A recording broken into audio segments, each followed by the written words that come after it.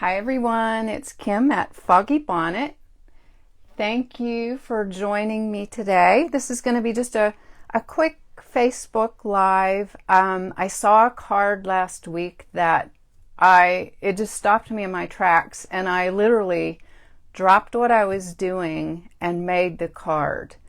We'll give folks a few minutes, a few seconds here to get live, or to join us on this live. It's just now 11 o'clock.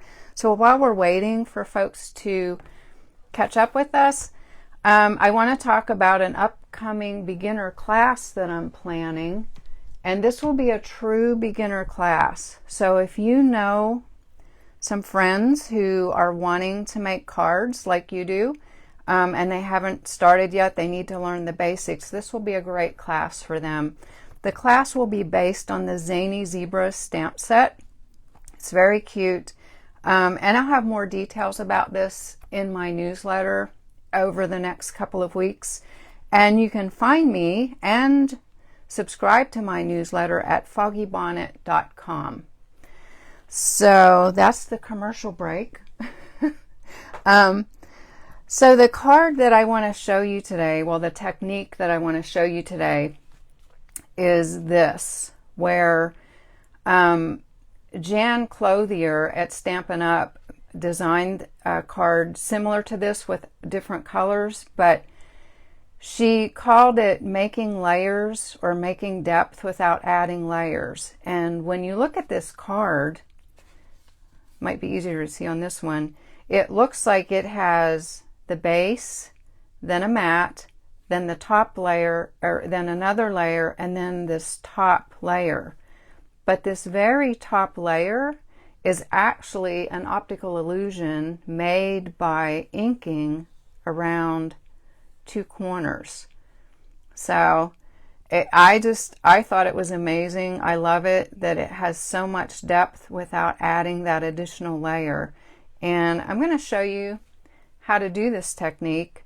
The dimensions for this card are right here. It's a 5.5 by 4 1/4 card base, and then I used a 5 1/4 by 4 inch cardstock mat. On this one, the mat is Whisper White, but on this one I used, I think it was Blushing Bride, and yeah, and the base on this one was Blackberry Bliss. So that's the mat. And then the layer that you do the inking on is cut to 5 by 3 3/4. And this is Whisper White.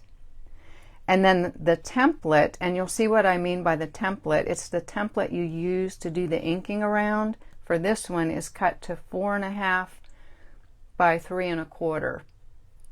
So, today I'm going to make a smaller version of this because I need a thank you card, and I wanted to make a thank you card using this technique.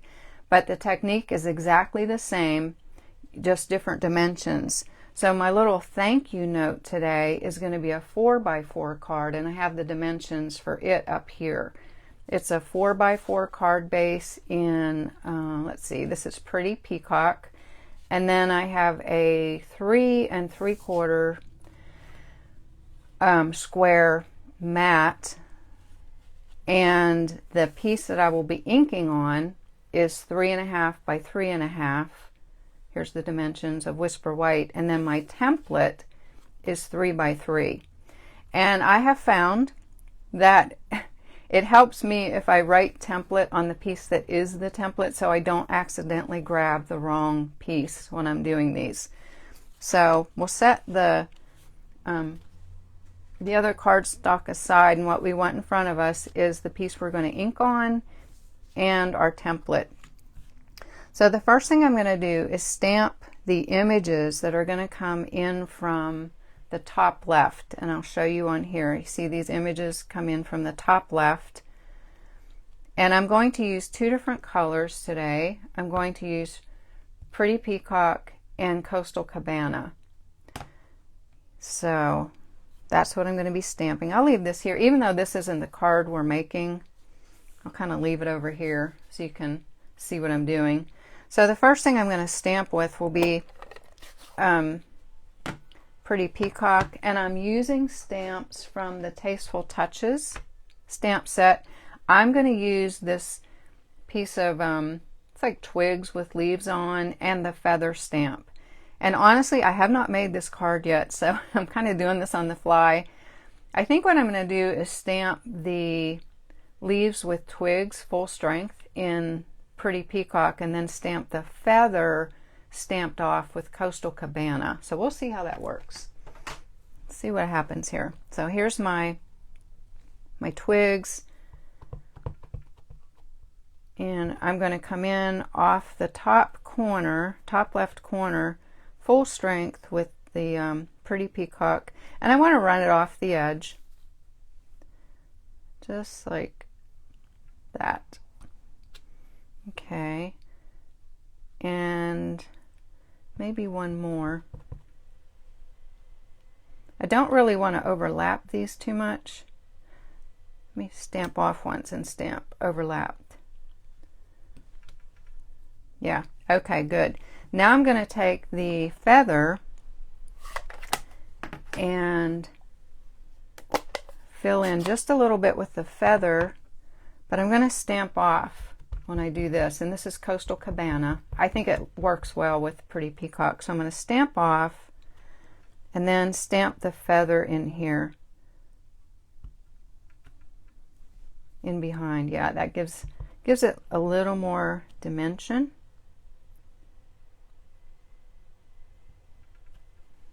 There we go. So I have the stamping done there, and I'm not going to stamp my sentiment just yet because I want to see where this frame is going to end up. So I'm not going to stamp the sentiment yet. Now I'm going to ink around the edges of my stamped cardstock, and I'm going to do that by just holding the template on here and using a sponge dauber.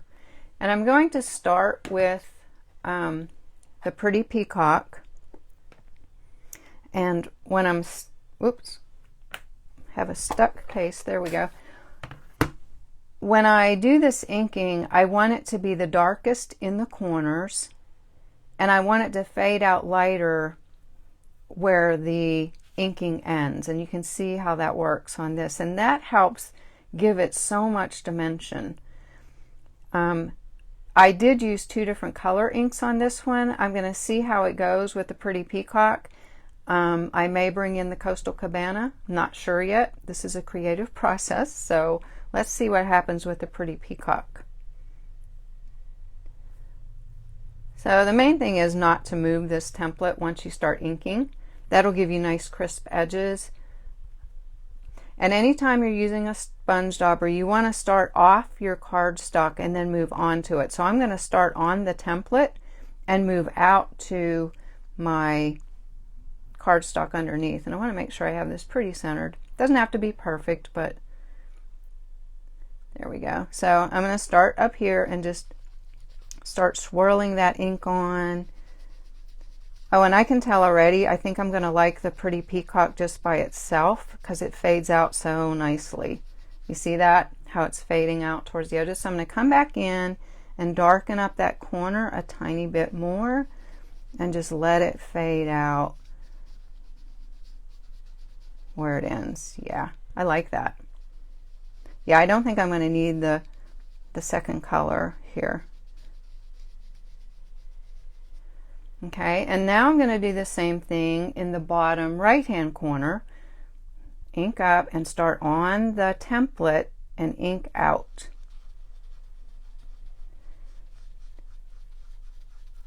And just let that ink fade out as I move away from the corner.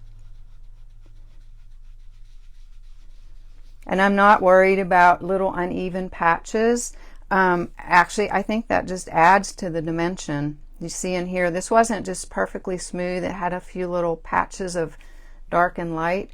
And I think this is good. I'm going to lift the template. This is the moment of truth because once you lift the template, you really can't go back and ink anymore.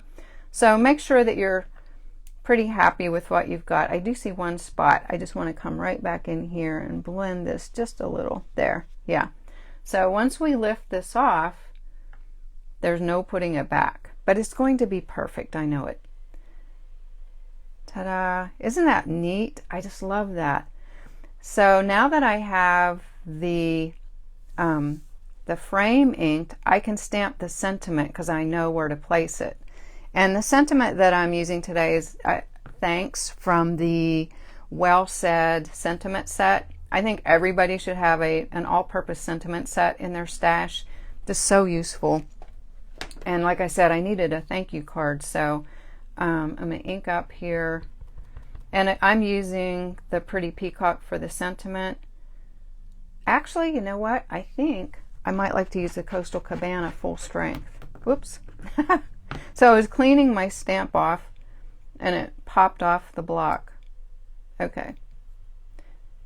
Just going to clean this off and open up the Coastal Cabana because I think that will be nice. It'll help bring that color down here a little bit. So I'm ink up with Coastal Cabana, and there we go. Yes, I do like that. And then I'm going to just add, these are the Pearl Basic Jewels, and I just want a tiny touch on here of something. So I'm going to take one of these, one or two of these, and put it up here. It just catches the light. Oops, and you know what? I should have mounted this first. Sorry. I'm all out of order here. Yeah, let me do that first. It's easier to work with the cardstock when it doesn't have something on it. And get my adhesive. In fact, I'm going to take that off and just set it aside momentarily. Okay.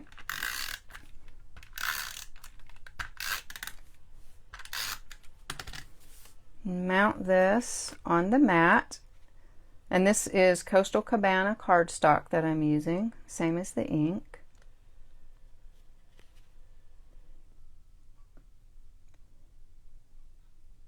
There we go.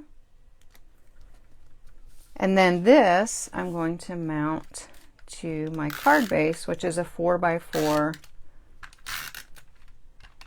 card base.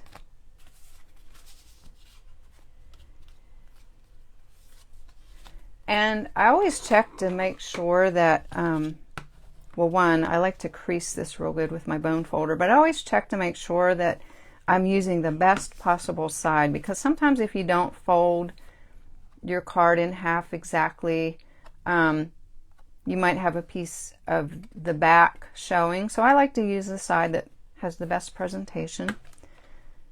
And we'll just mount this on there.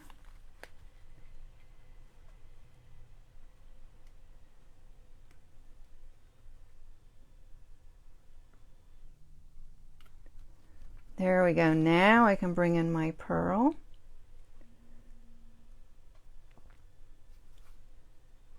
And put it back.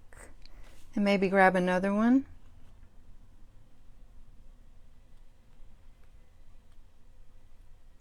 Maybe.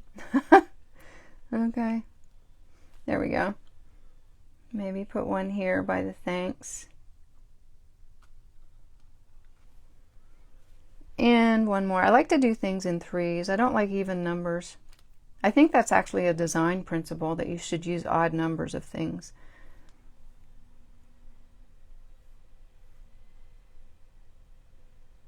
Decisions, decisions. Yeah, there we go. So there you have it. Creating depth and dimension without adding layers. And I haven't decided yet whether I like the Whisper White behind this top piece or the colored cardstock. What do you think? I might make this again with Whisper White behind there. It kind of helps the corners pop. But I do love this technique. I hope you'll give it a try. I'll move everything out of the way so you can see these dimensions. Again, if you're doing a larger version, here's the dimensions. for your template and the other pieces. And if you want to make a little 4x4 card like I made today, here's the dimensions for that. So thank you for joining me. Again, you can find me at foggybonnet.com. And if you want to hear more from me, you can subscribe to my newsletter. I'd love to have you join me in a weekly newsletter. Thanks, and we'll see you later.